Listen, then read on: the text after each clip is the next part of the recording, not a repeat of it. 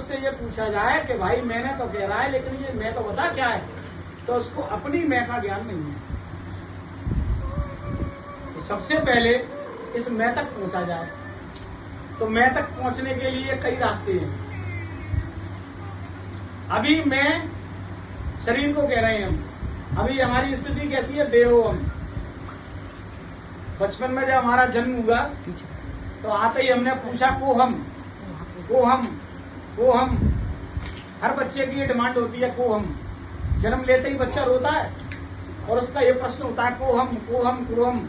लेकिन अपन खुशी के मारे जो लगता है 3 पीढ़ी के बाद मोड़ा हुआ है, तो बाकी को हम नहीं समझ पाते। वो कह यही रहा है को हम। तो को हम कहते कहते बाकी साल बीत गई 2। तीसरी साल जैसे ही आई तो हमने उसको कुछ अपना जो मसाला था संसार का, वो धीरे धीरे उसके अंदर डालना शुरू किया। उसको ईश्वर के नजदीक नहीं ले गए हम, उसको उस माया के नजदीक ले गए जिस माया में हम पहले से गुथे हुए हैं। बच्चों को बाल्यावस्था से राम नाम का संस्कार नहीं देते हम लोग।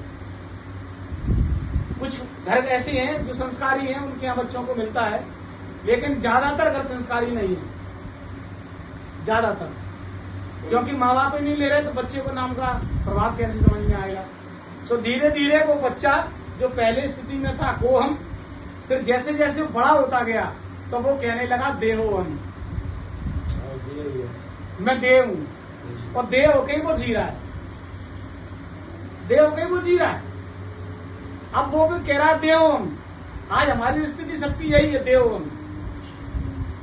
अपना परिचय देते हैं तो शरीर का परिचय देते हैं, या शरीर से बाहर जो है उसको कहते हैं कि मेरा है, लेकिन मैं का परिचय हम कभी नहीं दे पाते। मैं का कोई परिचय भी नहीं है भाई। मैं ना स्त्री है ना पुरुष है। मैं जो तत्व है, जो आपका चेतन तत्व है, वो ना स्त्री है ना पुरुष है। आत्मा अलिंग है, कोई लिंग ही नहीं है उसका।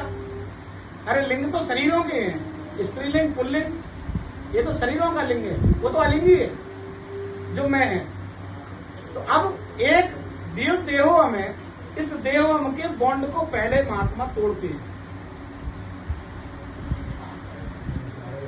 इस दो को पहले तोड़ो, जब टूटेगा तभी तो वो एक समझ में आएगा। भाई शेष जो निकलेगा वही हो तुम, जो शेष निकलेगा। तो देखो क्या शेष निकलेगा, थोड़ा सा समझने का प्रयास करिए। 5 पंच भौतिक जो शरीर परमात्मा ने बनाया है, जल अग्नि वायु आकाश पृथ्वी, 5 महाभूतों से मिलकर शरीर बनाया हमारा। 5 महाभूतों में भी हर एक तत्व की 5-5 प्रकृतियां शरीर के अंदर विद्यमान है।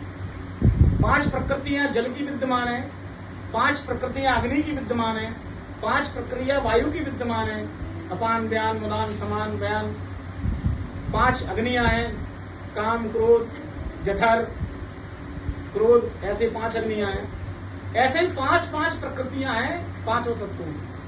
तो 5 कितने तत्व हो गए, प्रकृति कितनी हो गई 25, 25 और 5 कितने हो गए 30। ये 30 एक तरफ करो, आपके शरीर में बाहर नहीं। अब आपकी 10 इंद्रियां, 5 ज्ञानेन्द्रियां, 5 कर्मेंद्रियां, 25, 30 पहले हो चुके थे और 10 ये मिला दो, कितने हो गए 40।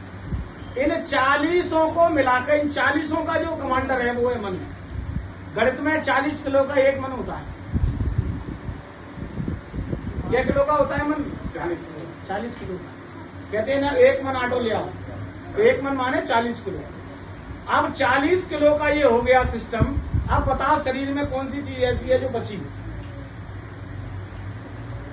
कोई चीजें नहीं बची ऐसी। भाई 5 तत्व से शरीर बना था।